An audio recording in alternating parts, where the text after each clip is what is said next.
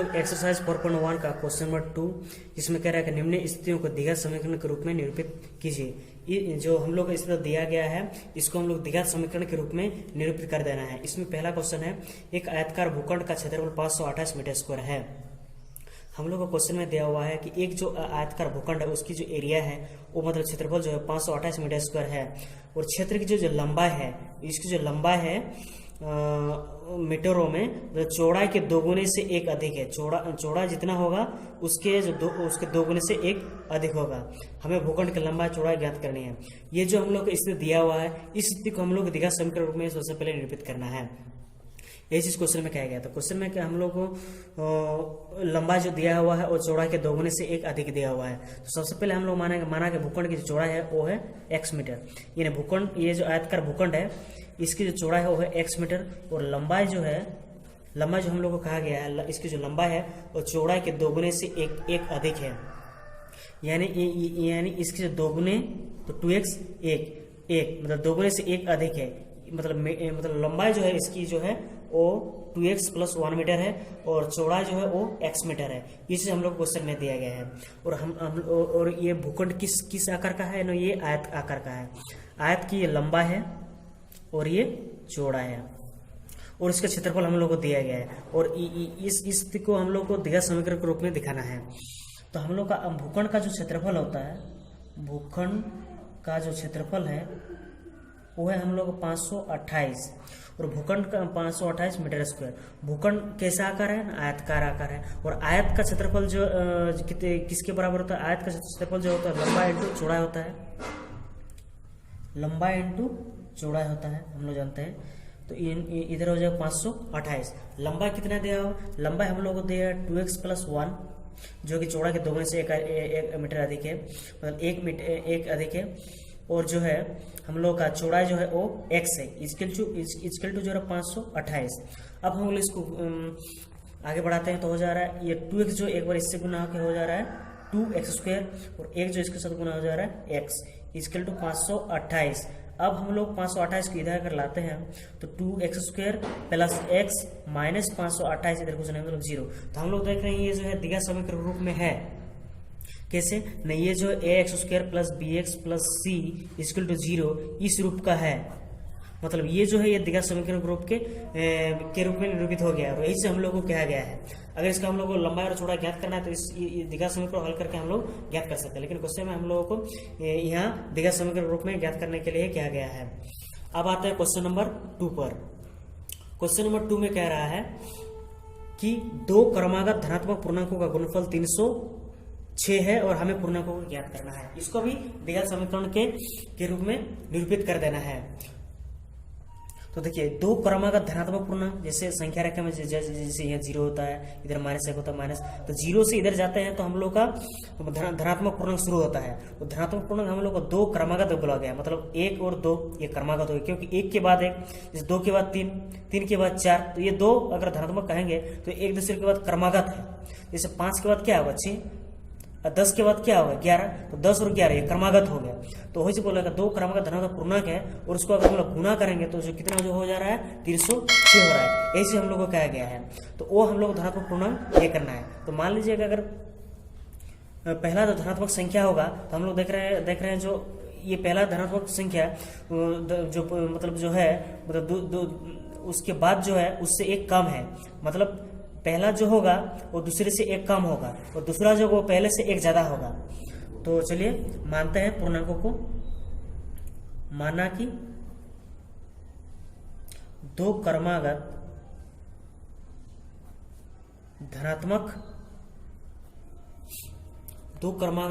धनात्मक पूर्णांक x, मान लीजिए कोई पूर्णांक x है और उसके बाद वाला टर्म क्या होगा? मतलब क्रमागत मतलब जैसे 5 के बाद 6, अगर 5 है तो उसके बाद 6, मतलब 5 से कितना ज्यादा है? 1 ज्यादा है, 5 + 1। तो मतलब मान लो पहला हम लोग x मान लिया तो उसके बाद टर्म क्या होगा? 1 ज्यादा होगा।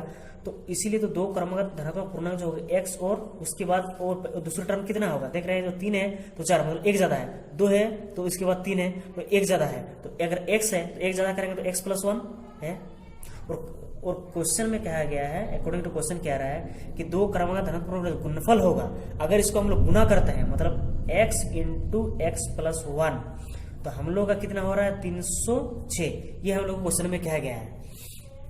अब इसको सॉल्व करते हैं। तो पहला टर्म इसके साथ गुना होगा तो एक्स स्क्वायर, फिर प्लस होगा क्योंकि दोनों प्लस में है, इसको अगर इससे गुना तो ये इक्वल टू 306। अब हम लोग अगर 306 को इधर लाते हैं तो हम लोग हो जा रहा है माइनस 306 इसके लिए 0। हम लोग देख रहे हैं ये जो है ये दिया समीकरण के रूप में है। अगर इसको हम सॉल्व करेंगे तो हम लोग को 2 क्रमांक धनात्मक में निकल जाएंगे। तो हम लोग को क्वेश्चन में यही दिया दिया समीकरण रूप में निरूपित करने को कहेगा। तो हम लोग देख रहे हैं यहाँ जो सबसे बड़े घात जो है 2 है, मतलब ये दिया समीकरण रूप में है, मतलब ये x प्लस बेस प्लस 2 इसके 0 के रूप का है। तो हम लोग कह सकते हैं ये जो है दिया समीकरण के रूप में निरूपित हो गया है। इसके बाद आता है चले क्वेश्चन नंबर 2 का तीसरा नंबर में आते हैं। 2 का तीसरे नंबर में कहा गया है कि रोहन की माँ उससे 26 वर्ष बड़ी है। रोहन की जो माँ है रोहन से 26 वर्ष बड़ी है, उनकी आयु वर्षों में का गुणनफल अब से 3 वर्ष पश्चात 306 हो जाएगी, 360 हो जाएगी। मतलब इन दोनों का जो गुणनफल होगा रोहन और उसकी माँ का, जो मतलब 3 वर्ष के बाद वो 360 हो जाएगी। तो हमें रोहन की वर्तमान आयु ज्ञात करना है। तो हम लोग यही शुरू करेंगे। माना कि रोहन की जो वर्तमान आयु है, रोहन की वर्तमान आयु कितनी है? वर्तमान आयु हम लोग मान लेते हैं x वर्ष। रोहन की जो वर्तमान आयु है वो x वर्ष है। तो माँ की आयु कितनी होगी? माँ की वर्तमान आयु का क्वेश्चन में क्या है, रोहन की माँ उससे 26 वर्ष बड़ी है। अगर रोहन x वर्ष का है, मान लीजिए 10 वर्ष है, तो उसकी माँ कितनी बड़ी होगी? 26 वर्ष से बड़े होना चाहिए, मतलब प्लस 26 होना चाहिए, मतलब 36 वर्ष होगा कहने का मतलब। तो यहाँ हम लोग को पता नहीं है कितना हुआ है। तो हम लोग मान लें कि रोहन की जो आयु है वो x वर्ष है और उसकी माँ उससे कितनी वर्ष बड़ी है? 26 वर्ष, मतलब प्लस 26 कर देंगे, मतलब x प्लस 26। अब समझ में आ गया? रोहन की माँ की जो आयु है वो x प्लस 26, हम लोग देख रहे 26 वर्ष बड़ी है रोहन की माँ रोहन से। उसके बाद क्वेश्चन में कहा गया है कि उनकी आयु का गुणनफल अब से 3 वर्ष पश्चात, मतलब हम लोग को 3 वर्ष पश्चात जो इसका आयु होगा उसको सबसे पहले देखेंगे, फिर जो गुना करेंगे तो कह रहा है कि 360 होगा। तो सबसे पहले हम लोग को देखना है कि इसकी जो आयु होगा 3 वर्ष बाद मतलब पश्चात कितना होगा।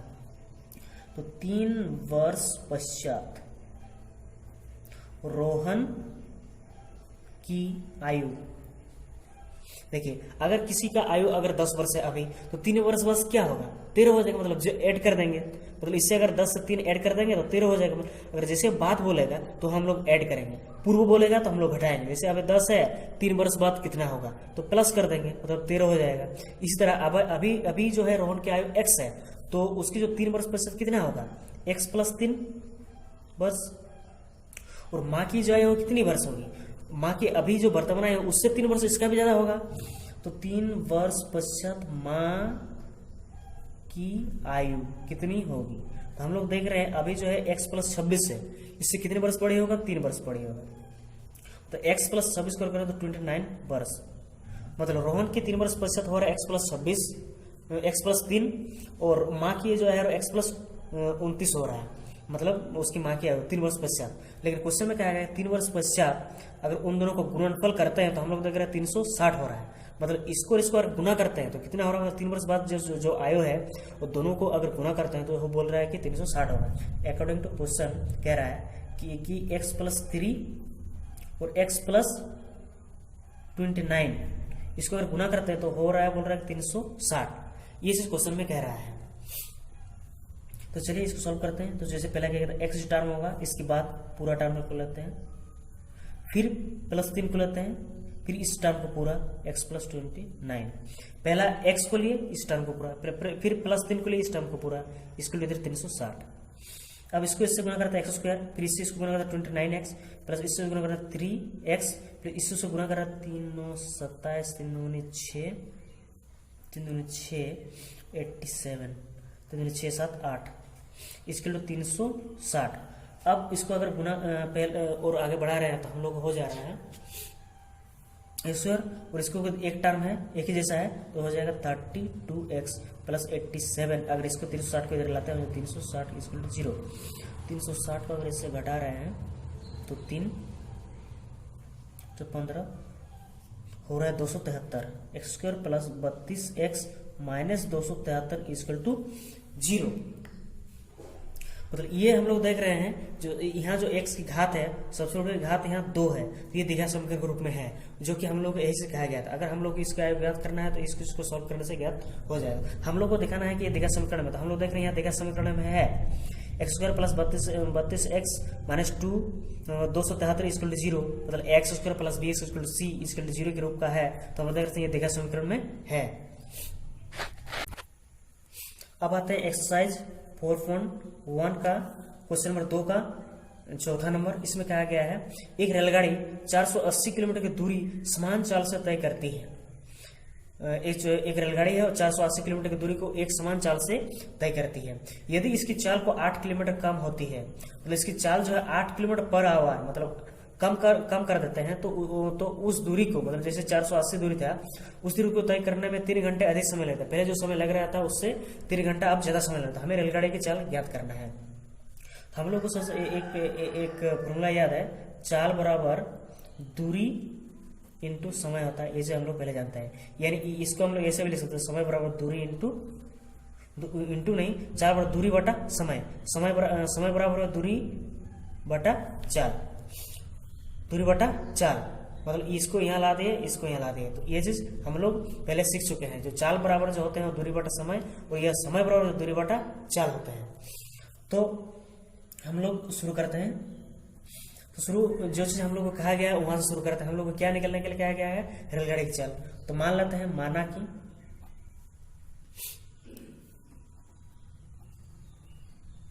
रेलगाड़ी की चाल जो है वो कितना है, x किलोमीटर पर आवर है। ये रेलगाड़ी की जो चाल है वो x किलोमीटर पर आवर है।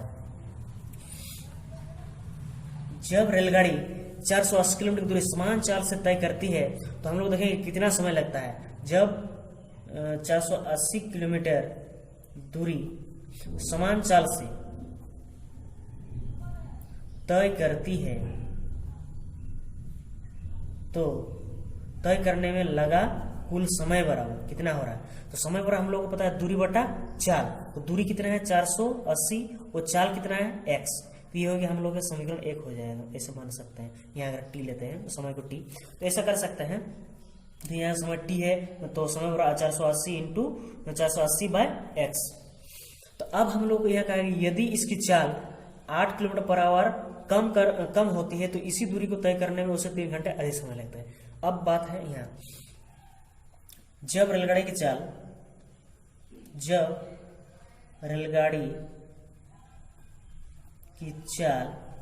8 किलोमीटर पर आवर कम होती है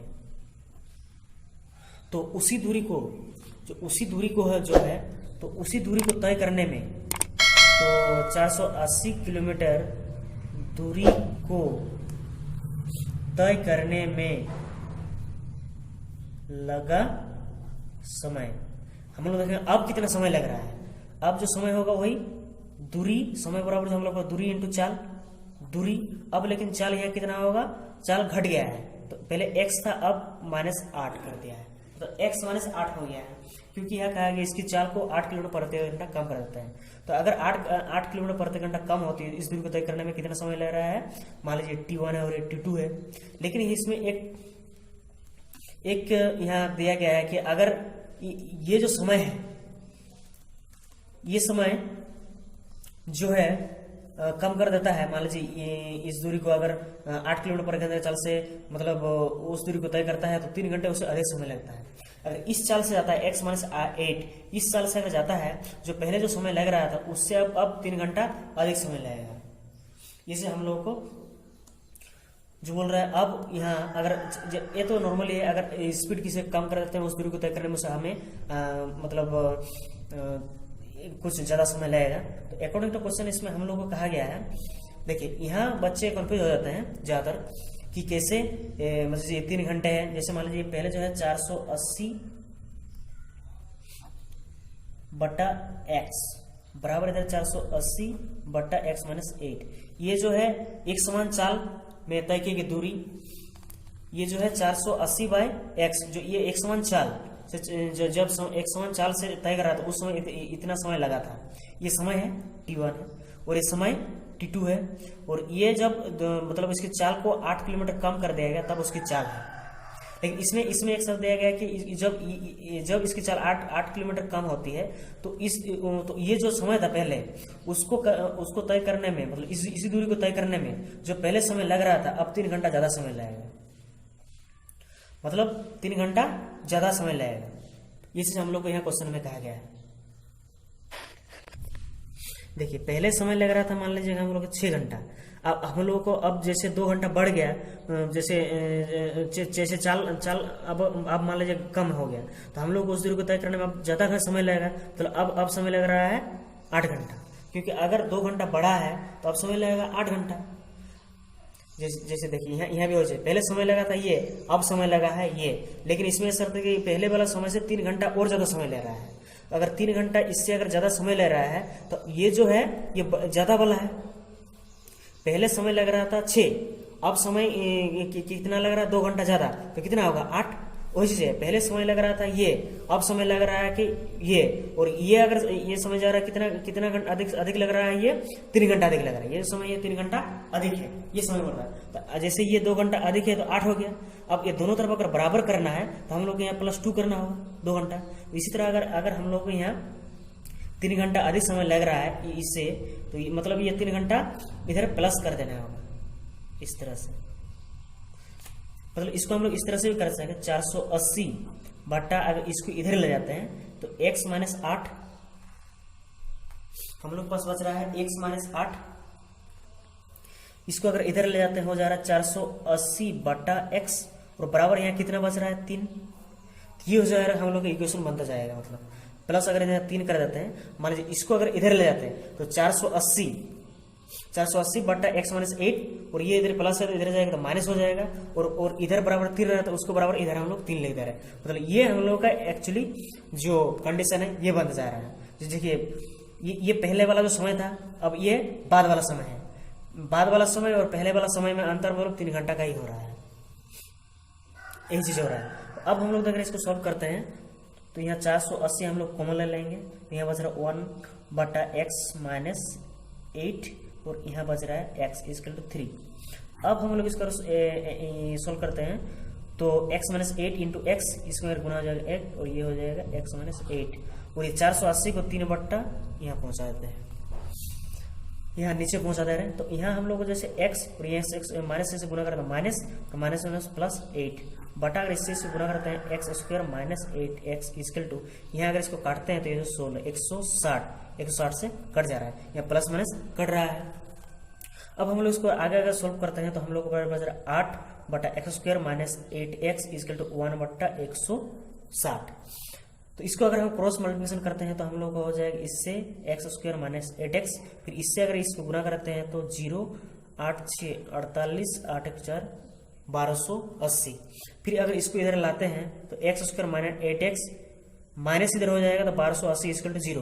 तो हम लोग यहाँ देख रहे हैं ये जो यहाँ x जो चर राशि इसकी जो घात है वो कितना है 2, मतलब यहाँ ज्यादा 2 है, तो ये द्विघात समीकरण रूप में है, और हम लोग को यही कहा गया था x² + bx + c = 0 के रूप का है, यानी कि ये द्विघात समीकरण रूप में है, और यही चीज हम लोग को रिपीट करने के लिए क्या है। इसको हम लोग सोल्व करके इसकी चाल हम लोग याद कर सकते हैं।